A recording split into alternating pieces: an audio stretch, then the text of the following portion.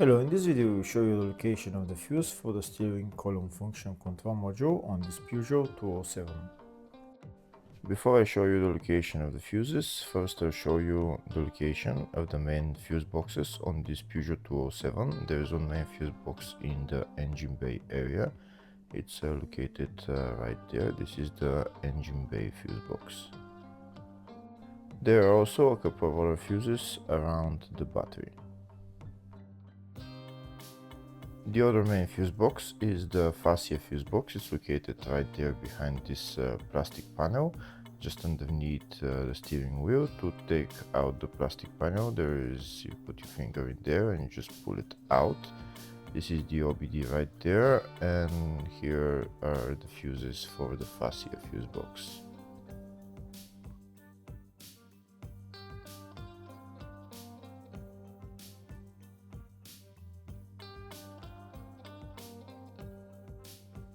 If the video is useful, please subscribe to the channel to see more videos like this. In the description of the video, I have links to tools that I recommend for doing jobs like this. Next I'll show you a diagram of all the fuse boxes for this Peugeot 207. There is the two main fuse boxes, one in the engine bay and one in the fascia. And then there is two other engine bay fuse boxes, they are little ones around the battery. There's also the fascia 2 fuse box right there. It's a small fuse box with a couple of fuses just near the fascia 1 fuse box. Next we'll show you the location of the fuse for the steering column function control module on this Peugeot 207.